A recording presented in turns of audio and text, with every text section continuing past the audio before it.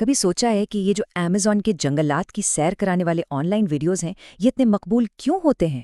تو آج ہم اسی ڈیجیٹل فرار کی گہرائی میں اتریں گے، یہ سمجھنے کے لیے کہ آخر یہ مواد بنتا کیسے ہے اور ہم پر اس کا اثر ہوتا کیا ہے۔ اور کہانی شروع ہوتی ہے ان الفاظ سے۔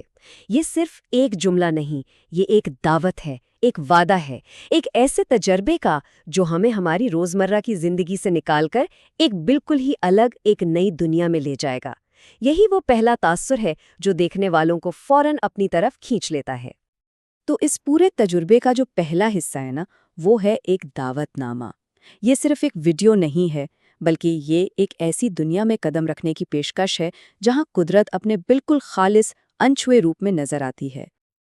اچھا، تو یہ جو گہرا تجربہ ہے، اس کا اصل مطلب کیا ہے؟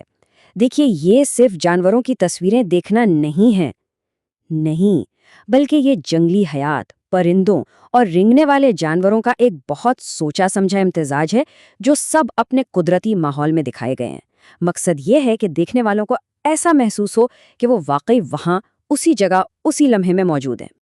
تو یہ گہرا تجربہ آخر بنتا کیسے ہے؟ یہ سیدھا سیدھا ہمارے دو بنیادی حواس یعنی ہمارے سینسز کو ٹارگٹ کرتا ہے، ہماری دیکھنے کی حس اور ہماری سننے کی حس۔ آئیے دیکھتے ہیں کیسے۔ اور یہاں پر جو سب سے دلچسپ چیز ہے نا، وہ ہے اس کا توازن۔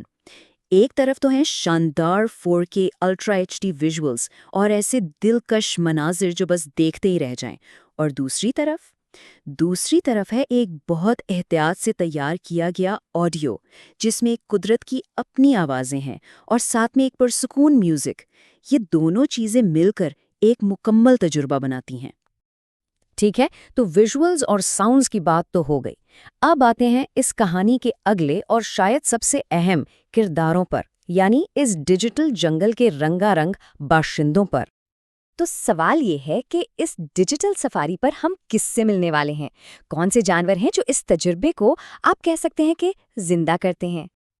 اور یہ لسٹ دیکھیں، یہ کافی متاثر کن ہے۔ جیگوار اور سلوتھ سے لے کر رنگ برنگے طوطوں اور کیمن تک، یہ جو تنوع ہے نا، یہی اس تجربے کی اصل جان ہے۔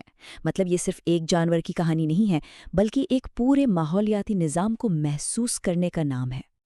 اچھا، تو ہم نے یہ تو دیکھ لیا کہ کیا دکھایا جاتا ہے، لیکن اب چلتے ہیں کیوں کی طرف۔ آخر اس سب کا حتمی مقصد کیا ہے؟ تو یہ مواد آخر بنایا کس کے لیے گیا ہے؟ ماخذ کے مطابق اس کا ہدف بالکل واضح ہے۔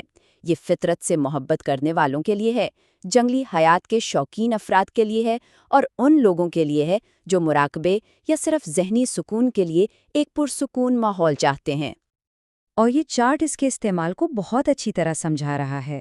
یہ صرف تفریح نہیں ہے، اسے خاص مقاصد کے لیے بنایا گیا ہے، آرام پہنچانے، نیند میں مدد دینے، مراقبہ کے لیے ایک پرامن ماحول پیدا کرنے، یا روزمرہ کی بھاگ دوڑ سے ایک لمحے کا فراغ فراہم کرنے کے لیے۔ اور شاید یہی اس پورے تجزیے کا سب سے اہم نقطہ ہے۔ یہ ایمیزون کے بارے میں صرف ایک ڈاکیومنٹری نہیں ہے، بلکہ یہ ایک ٹول ہے، ایک آلہ ہے، جو دیکھنے والے کے ذہن میں ایک خاص کیفیت پیدا کرنے کے لیے ڈیزائن کیا گیا ہے، سکون، امن اور فرار کی کیفیت۔ اور یہاں آ کر ہم ایک بہت گہرے سوال پر رکتے ہیں۔ اس طرح کے ڈیجیٹل قدرتی تجربات کی جو اتنی مانگ ہے، یہ ہماری آج کی دنیا کے بارے میں، ہماری مصروف زندگیوں کے بارے میں اور قدرت سے ہمارے بدلتے ہوئے رشتے کے بارے میں آخر کیا بتاتی ہے؟ یہ واقعی ایک سوچنے والی بات ہے۔